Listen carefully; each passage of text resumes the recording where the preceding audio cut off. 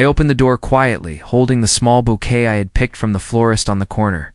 "Mina," I whispered, a smile stretching across my face. The apartment was dark, except for the soft hum of the fridge.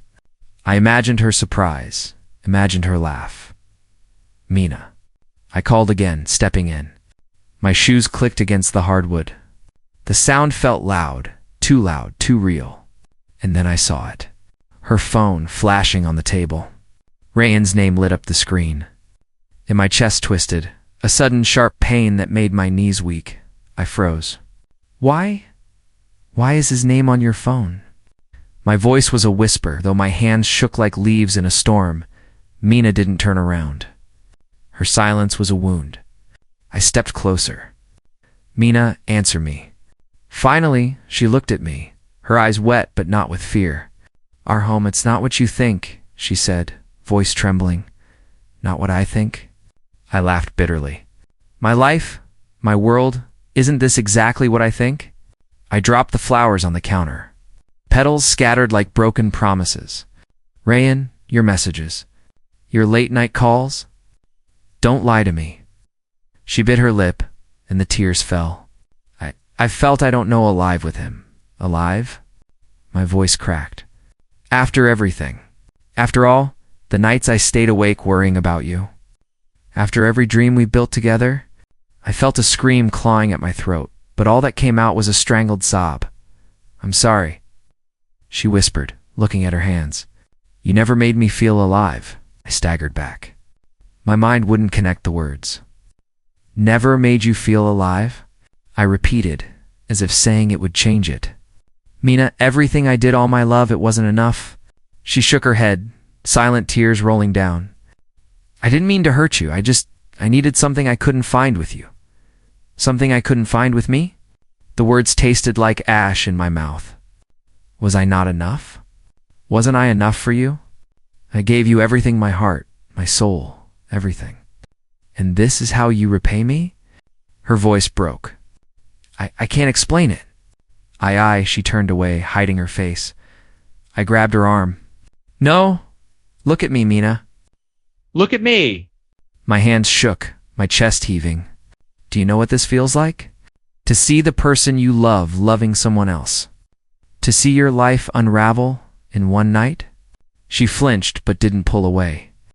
I'm sorry, Arham. Truly, I never wanted to hurt you. Sorry." I laughed through bitter tears. "Sorry doesn't fix this. Sorry doesn't take back the nights I lay awake, dreaming of our life together. Sorry doesn't erase the betrayal flashing on your phone, the messages, the lies." She finally turned, face pale, eyes red. "I save it," I snapped, my voice rising, trembling with rage and heartbreak. "I don't want to hear it. I don't want your excuses." My voice broke completely, and I sank into a chair, head in my hands. "I don't even know who I am anymore." She moved closer. "Arham, please. Can we talk? Can we try to know?" I shouted, finally standing. "There's nothing to try. You've made your choice. You chose him over me. You chose to destroy us, our life, our love. And now I have nothing." The apartment was silent except for my ragged breathing. She sobbed, and I could hear it, feel it, but it was like sound from another world. My world had ended. I should go," she said softly. Yes, go," I said, voice hollow. Leave. Leave me with the pieces of myself you shattered. Go be alive with him. I hope it kills you as much as it's killing me." She didn't argue. She just turned, her steps quiet but deliberate, leaving me alone in the ruins of my life. The apartment smelled of flowers I couldn't care about, of dinner I wouldn't eat. I sank to the floor, gripping my knees. My phone buzzed. Another message from her. I opened it with shaking hands. "I can't wait to see you again, Mina." Dropped the phone like it burned me. I screamed into the empty room, a sound full of rage, sorrow, and disbelief. My life, my love, my everything gone. I walked out that night, leaving the apartment, the flowers, the dinner untouched. The streets were cold, empty, and silent, just like the hollow space inside me. And I knew, with a pain deeper than words, that nothing would ever be the same again. Everything I believed in had collapsed. The mornings came like a punishment. I didn't wake to the sun, I woke to emptiness. The alarm rang, but I didn't move. I didn't eat. I didn't care. My mother's voice was a constant echo in my head. Arham Beta. You can't live like this, she said over the phone, her voice trembling with worry. I'm fine, Amy, I muttered, though my stomach twisted. I just need time. Time. Time doesn't bring back what you lost. Life doesn't stop when people do wrong, she said firmly. I pressed the phone against my ear. Life doesn't stop? I whispered. Tell that to my heart. Tell that to the home that's empty. Tell that to her. There was silence on the other end. I imagined her sighing, shaking her head, helpless. I just want you to move on, Beta. Slowly, but move on. I hung up. The line went dead. I stared at the blank ceiling. The apartment was quiet, too quiet. I remembered how Mina's laughter used to fill these halls. Now it was gone. All gone, the office called. I didn't answer. The projects piled up, and I didn't care. But one day, I forced myself to go. I walked into the building we had built together. I felt the weight of every memory pressing down. Then I saw him, Rayon, leaning casually against my office doorframe, that infuriating grin on his face. Arham, he said. Smooth? Confident? We need to talk. Talk, I asked, voice low, trembling. About what? How you destroyed my life. Ah, you always make it sound worse than it is, he said, shrugging. I did what I had to do. She's happier now. Happier? I laughed bitterly. Happier. Mina is your property now? Is she? Is that what makes her happy? He leaned closer, whispering as if sharing a secret.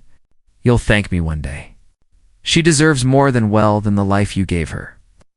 I felt something cold twist inside me. Deserves more. She deserves love, Rayan. Not betrayal. Not lies. Not you. He smirked. She's mine now. That's what counts. And you should let go. Let go, I echoed. Do you know what it feels like to lose everything? To have your whole world ripped apart? Do you? He shrugged again, casually, cruelly. I've done what I had to. Don't hate me too much. Hate the memories, not me. I stepped forward, voice rising, shaking with rage. Memories. Memories are poison now. Every word we shared, every plan we made, all lies. And you're proud of yourself? I'm not proud, he said, almost bored. I'm realistic. She needed someone who could keep up with her. You couldn't keep up with her? I laughed, bitter, sharp. I loved her. I fought for her. Everything I did meant something. And you stole it all. Do you feel anything? Do you feel even a fraction of what you've done to me? He didn't answer. He just looked at me like I was a broken man, which I was. I turned away. I walked into my office, packed the few things I hadn't abandoned yet. Files. A laptop. Photos, reminders of a life that no longer existed. Each object I touched felt like an echo of betrayal. You're leaving? He asked, almost amused. Yes, I said, voice cold. I'm leaving everything. The company, the city, the life I had. All of it gone. He raised an eyebrow. No fight left in you? Fight. I laughed bitterly, a hollow sound. There's no fight left in me. Only emptiness, only loss. Only the weight of what I gave and what I got in return. I carried the boxes down the stairs. The lobby smelled like polished wood and cold ambition. Reminders of dreams we built together that he and she had now corrupted. I stepped into the street, the air heavy, as if mourning with me. The city passed by, alive and indifferent. People laughed, cars honked, the world continued. And I walked, silent, unnoticed, leaving behind the pieces of my name, my business, my marriage. I found a cheap room by the river, a place to disappear into. No friends, no calls, no responsibilities. Only me, my pain, and the emptiness that had become my companion. That night, I looked at my reflection in the cracked mirror. Who am I now? I whispered. I'm nothing. Nothing but the weight of empty mornings. Not then, not yet. I just let the silence swallow me whole, knowing that the life I once had was gone forever, leaving only the hollow sound of my own breath and the cold, cruel echo of betrayal. The rain was falling lightly when I stepped into my mother's clinic. I didn't come for treatment. I came because the silence of my apartment had begun to suffocate me. Papers and files didn't matter anymore. Work didn't matter. I didn't know what I needed. Arham, is everything all right? My mother asked softly from behind the reception desk. I'm fine, Amy, I muttered. Though my voice felt hollow, her eyes searched mine, doubt in every line of her face. You haven't been eating? Sleeping? Talk to me, Beta? Before I could respond, the door opened. She walked in, a woman with hair tangled and eyes red from crying. Something about her made my chest tighten. I knew that pain. That raw, broken, exhausted pain. She's waiting for someone, my mother whispered quietly. Go help her if you can. I nodded without thinking. My steps were automatic, drawn toward her like gravity. Are you okay? I asked gently. She flinched, startled. I don't know, she admitted, voice trembling. He doesn't love me either. The words hit me like a fist. My heart ached because I understood every ounce of that emptiness. I know that feeling, I whispered. I know what it's like to love someone and be left behind. To watch everything you believed in fall apart. She looked at me, eyes wide, searching for something. You understand? Yes, I said, voice low, more than anyone could. I lost someone I loved. Betrayal, it changes you. We sat in silence for a few moments. The air was thick with grief. Finally, she spoke. It's like drowning, she said. I thought marriage would save me. I thought he loved me. But he doesn't. He doesn't care. I know, I said again. I know that exact feeling. I spent months wondering if the pain would ever end, wondering if I would ever breathe again. She sniffled, covering her face with trembling hands. I can't talk to anyone else. He'd judge me, tell me I should leave him, or worse, laugh. But you seem to understand.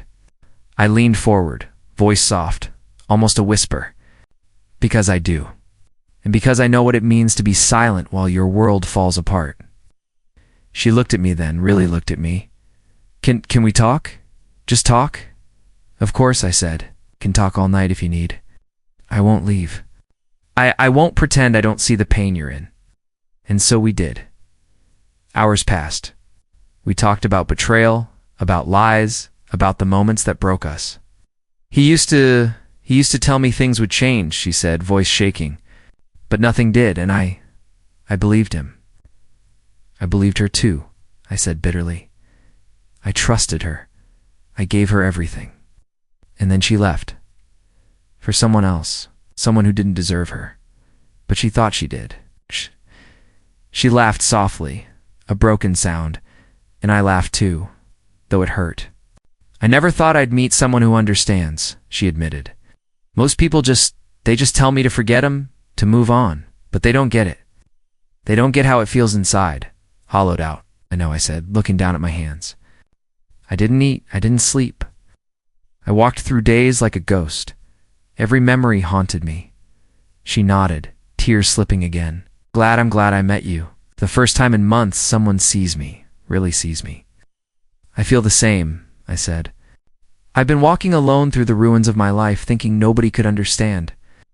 But now maybe I don't have to be alone anymore. She smiled faintly, the kind of smile that held both sorrow and relief.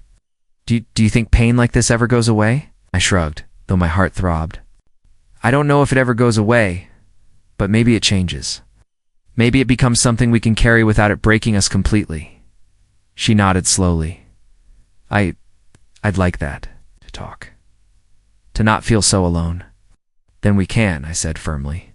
We can meet, we can talk, share whatever we need to. Pain doesn't have to be faced alone. In that moment, for the first time in 6 months, I felt a spark of something I hadn't felt in a long time. Not hope, not joy, not happiness, but understanding, connection. Someone who knew what it was like to drown, who wouldn't let me sink alone. She looked at me, and I looked at her, and in that shared silence, the weight of months of loneliness lifted just a little. Maybe, just maybe, we could find a way to breathe again. I never expected friendship to be a lifeline, but with Layla, it became one. We met quietly at cafes, in the shadowed corners of parks. Anywhere we could talk without the world intruding.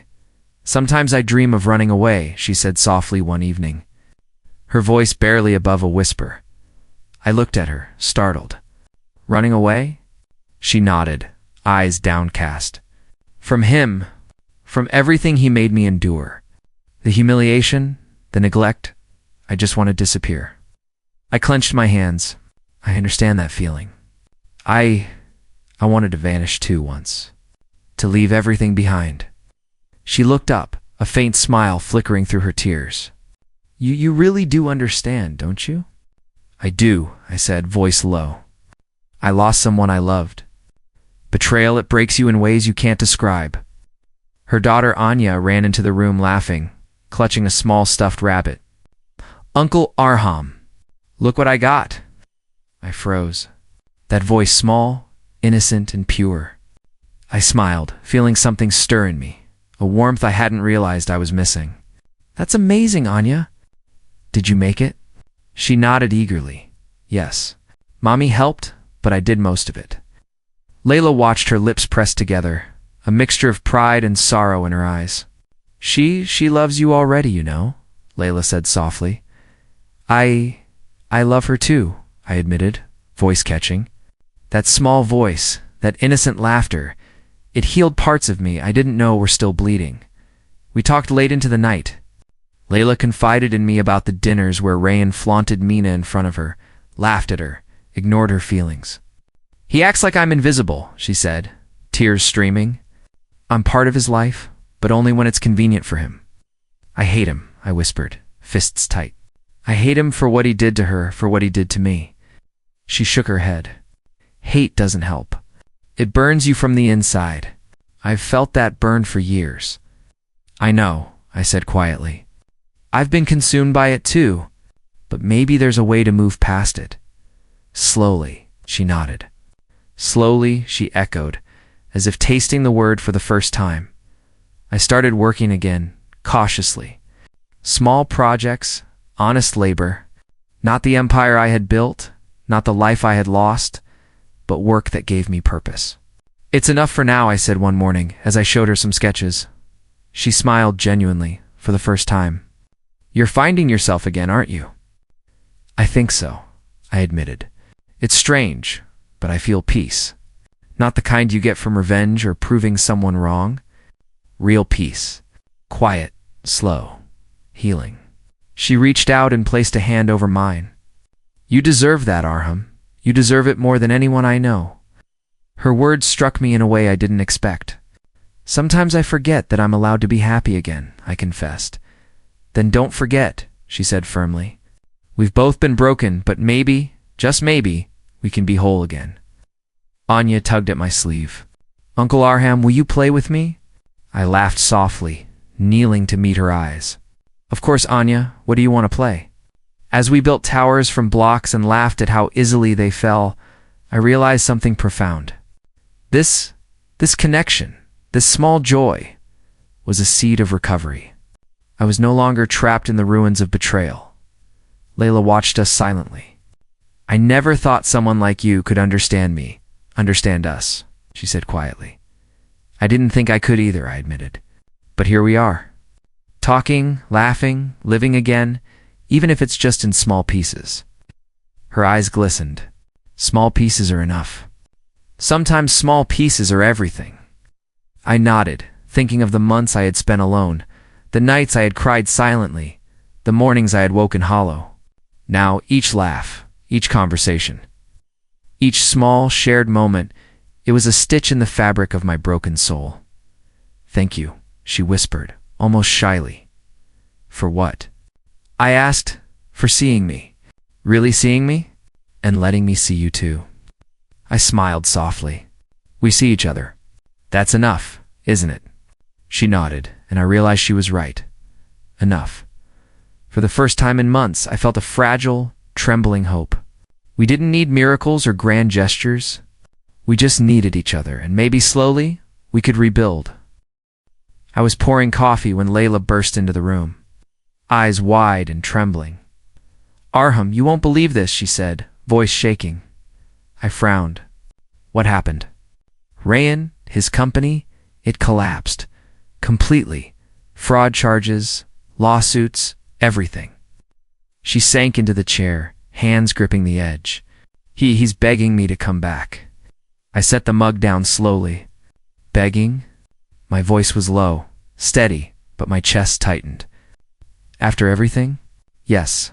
She looked at me, pale. He's desperate. And I don't know what to do. I shook my head. You do what you want, Layla. But listen, I don't feel anything for him anymore. None of it. He's getting what he deserves. Her lips trembled. I know, but it feels like justice. Watching him beg. Justice, I repeated, bitter. Do you think that's what this is? Karma? Or just another wound? She sighed, eyes downcast. I don't know. But it's satisfying in a way. I leaned back, folding my arms. Satisfying isn't the word I'd use. I can't decide if it's right to feel this way. The phone buzzed. A message from an unknown number. I opened it, my heart catching. Arham, it's me? Mina, can I come? I froze. A year. 1 year, she had disappeared after Rayan's betrayal, vanishing with whatever money she could take. And now she wanted to see me. Layla noticed my silence. Who is it? Mina, I said quietly, voice barely audible. She wants to see me. Her eyes widened. Why? After everything. I don't know, I admitted. I don't feel like talking to her, but she's here now. She's at my doorstep. I didn't move at first. My hands shook. I felt the old pain, sharp and twisting inside me. Betrayal, memories, broken promises. The knock came again, soft but deliberate. I walked to the door slowly, every step heavy. I opened it. Her eyes met mine, empty, hollow. No warmth, no apology. Just emptiness. She whispered. I used him like I used you. Stared. Used me? My voice shook, a mixture of disbelief and anger. Mina, do you even realize what you're saying? I do, she said, tears brimming. He loved me. I left him. I interrupted, voice rising, though I tried to control it. Stop explaining. I don't want your excuses. I don't want your apologies. I want nothing from you. You're empty now, just like the person I loved. Arham, I never meant for it to hurt you like this. I laughed, hollow and bitter. Never meant to? Mina, look at yourself. Look at what you've done. Do you think words can fix this? Do you think any of it matters now? She shook her head, tears falling freely. I don't know. I'm sorry. Sorry doesn't touch the scars, I said, voice trembling. It doesn't undo the nights I cried, the mornings I woke hollow, the emptiness that became my life, she whispered, barely audible. I wanted to be loved. And I loved you, I said, chest tight. I loved you with everything I had, and you threw it away. For him? For Rayan? For what? A lie? A shadow? Her shoulders shook, silent sobs breaking through. I didn't know. I closed my eyes, taking a deep breath. It doesn't matter what you knew. It doesn't matter what you thought. All that matters is that it's over. For both of us. The person I loved is gone. The trust is gone. And the life we had gone, can we talk? She asked softly, almost pleading. No, I said firmly. There's nothing left to talk about. Nothing to fix. You are you. I am me. And the bridge between us is burned. She nodded slowly, head down, tears sliding silently. I understand. I just goodbye, Mina, I said, voice breaking but resolute. Go, leave. Take whatever crumbs you have left of your life and walk away. Don't look back." She lingered for a moment, as if expecting mercy. I didn't give it. Finally, she turned and walked down the path, disappearing into the night. I closed the door, leaning against it. My chest ached, but it wasn't just pain. It was release. A strange calm began to seep in. Karma had started her dance. Rayan's collapse, Mina's emptiness. I could see it now, clearly. Life had a way of balancing itself, even if slowly, even if cruelly. Layla touched my arm gently. "Are you okay?" "I will be," I said quietly. "It's not joy, not yet, but it's closure. And sometimes, closure is all we need to begin healing." She nodded, understanding in her eyes. "We survived it, Aram. That's what matters." "Yes," I said, voice low but steady. "We survived. And maybe that's enough for now." I sat down, breathing deeply, letting the weight of the past years settle behind me. The night was silent, but I felt lighter. The storm had passed, and though the wounds remained, the tide of karma had begun. And for the first time in a long time, I didn't feel hollow. I felt ready. The knock at the door came just as I was pouring a glass of water. My heart froze. I knew before I opened it. "Mina," I said cautiously, voice low. She stepped in, face pale, eyes red from crying. "Arham, please. I need you to listen. I made a mistake. I was wrong." I shook my head, cutting her off. "Mina, don't. I don't need your excuses. I can't live like this. I can't stop thinking about us, about what we had." "Please, let me come back," she pleaded, voice breaking. I closed my eyes, fists tightening. A part of me wanted to scream, to throw her out, to make her feel the pain she caused me. But another voice echoed in my mind, Layla's voice. "Pain passed around never heals anyone." I exhaled slowly, my chest aching. "Mina, I loved you once," I said, voice soft but firm. "I loved you with everything I had. But that time is gone. The person you knew, the trust you broke, it's gone too." Her lips trembled. "Arham, please. I'm begging. I can't live without you. I know I hurt you, but I know I interrupted gently. No more. I can't go back. I won't go back. Holding on to you now would only bring more pain for you, for me. I can't live like that anymore." Tears fell freely down her cheeks. "But I've changed. I understand now. I realize what I lost. Give me a chance." I looked at her, really looked at her, and felt the old ache return, sharp and twisting. "Chance," I whispered, voice almost breaking. "Mina, don't you see? Chances are gone. They ended the day you walked away. I can't give you back what I've lost." Her hands reached out, desperate. "Please, Arham. I just want us. I want what we had. I can't live without you." I stepped back, holding up a hand. "Listen carefully. I'm not cruel, Mina. I don't want to hurt you. But I won't be part of this cycle of pain anymore. I loved you. I loved you deeply. And that love, it's ended. Now, I just wish you peace." Her body went still. Her eyes widened, disbelief and hurt mingling. "Peace? You just walk away?" "Yes," I said, voice steady, but gentle.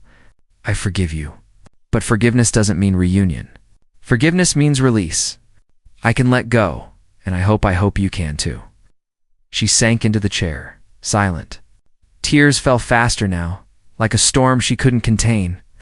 I don't know how to accept that." "You will," I said softly. "Not today. Not tomorrow. But eventually you will." Stared at me, voice trembling. "Do you hate me?" "No," I said honestly. "I don't hate you. Hatred would keep me chained to the past. I don't want that. I only wish you the peace I am finding now." Her hands covered her face, shoulders shaking. I'm sorry, Aram. I'm so sorry for everything." "I know," I whispered. "And I hope you find yourself again. Don't wait for someone else to fix you. Don't wait for me. Heal yourself, Mina. That's the only way to survive this. She nodded slowly, silent sobs still racking her body. I will try. I don't deserve your forgiveness. You deserve peace, I said firmly. Even if you don't realize it yet. Go now, Mina. Please, for both our sakes. She stood shaky and took a step toward the door. I held her gaze one last time. Goodbye, Mina, I said. Goodbye, Arham, she whispered, voice barely audible. The door closed behind her. I leaned against it, breathing heavily, feeling a strange lightness in my chest. The storm inside me had finally passed. No anger, no bitterness, just calm. I walked to the window, looking out at the city lights. The night was still, quiet. And for the first time in years, I felt free. Free from her. Free from the past. Free from the chains of pain and betrayal that had held me captive. Layla's words rang in my mind again. Pain passed around, never heals anyone. Oh. I realized now that releasing Mina, letting go of all the anger and resentment, had freed me more than I could have imagined. I sat down, hands resting on my knees, breathing in deep. Forgiveness doesn't always feel like peace at first. Sometimes it feels like emptiness. But that emptiness, it's the beginning of something new, something lighter, something I could finally call my own. And as the night stretched on, I knew one truth above all: I could survive. I could heal. And I could move forward, not carrying the weight of betrayal, but the knowledge that letting go can be the strongest choice of all. I found myself at Layla's apartment more often these days. Not for secrets or confessions, but because it had become a place where silence didn't feel heavy. Anya ran into the room, giggling, holding a small blanket. Uncle, can we stay here? I smiled, kneeling to meet her eyes. Of course. Anya, we can stay as long as you want. She threw herself into my arms, laughing.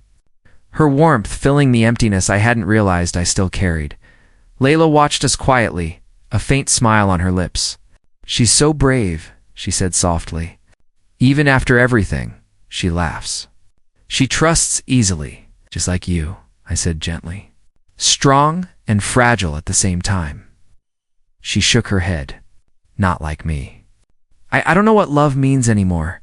I've been hurt too many times, but I feel safe here. With you. With her, I felt the weight of her words. Safe. I asked softly, almost whispering. Yes, she said, looking down at her hands. Safe. Not loved, not desired, just safe. And that's enough. I nodded slowly.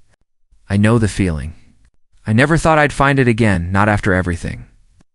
She lifted her eyes, meeting mine. It's strange, isn't it? Two broken hearts, just being here. Not crossing lines, not forcing anything.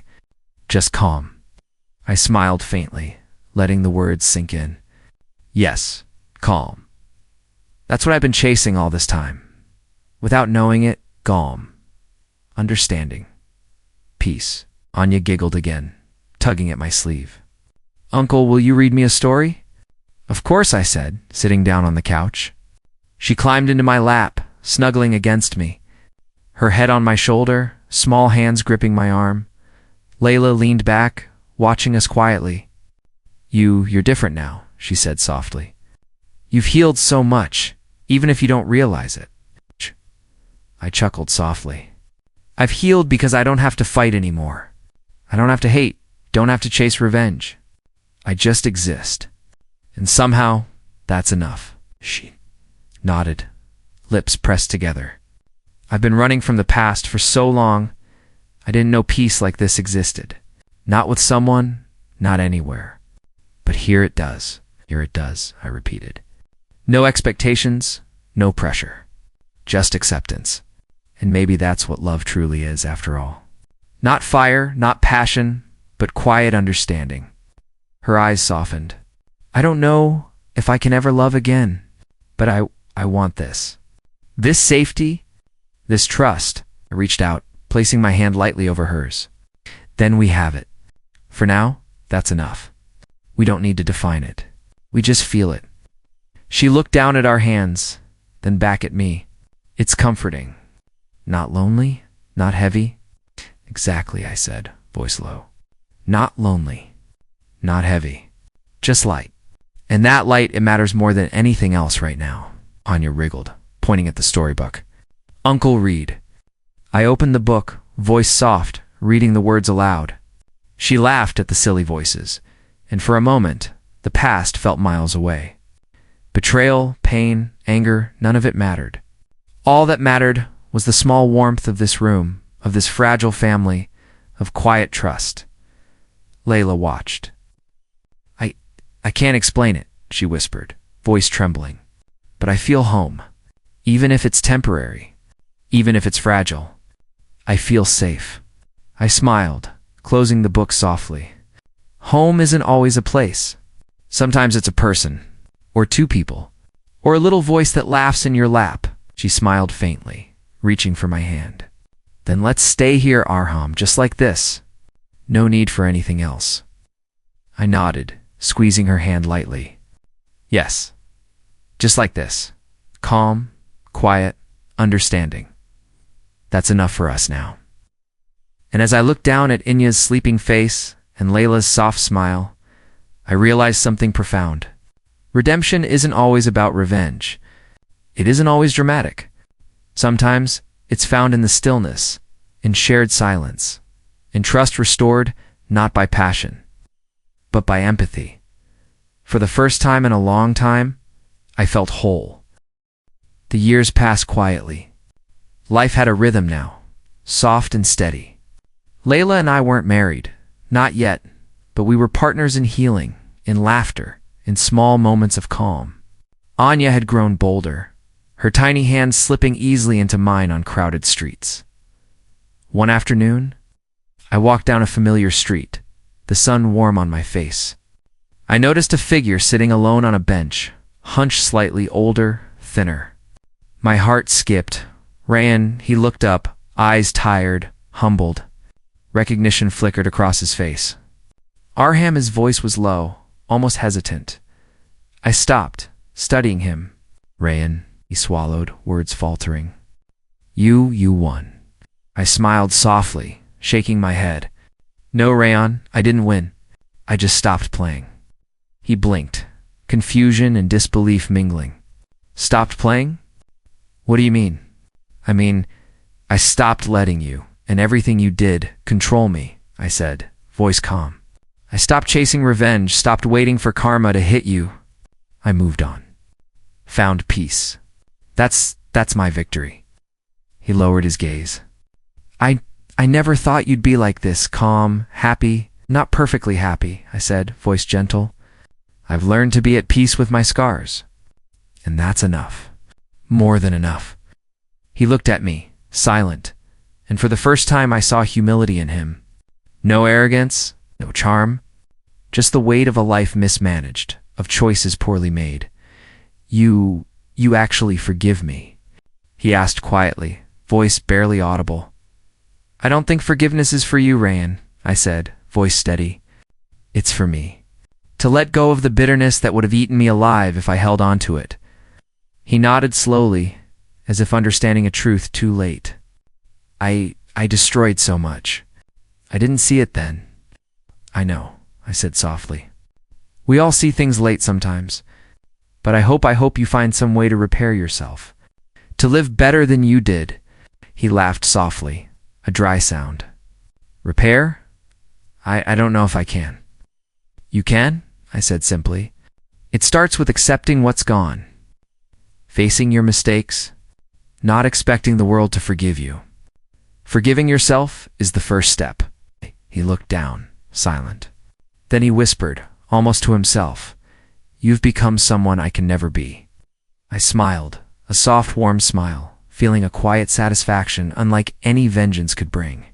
Maybe that's the point, Rayan. Sometimes the best revenge isn't destruction. It's becoming someone they can never reach. Someone they can never break. Someone peaceful. He looked up at me, eyes reflecting a hint of sorrow, respect, maybe envy. I lost everything, didn't I?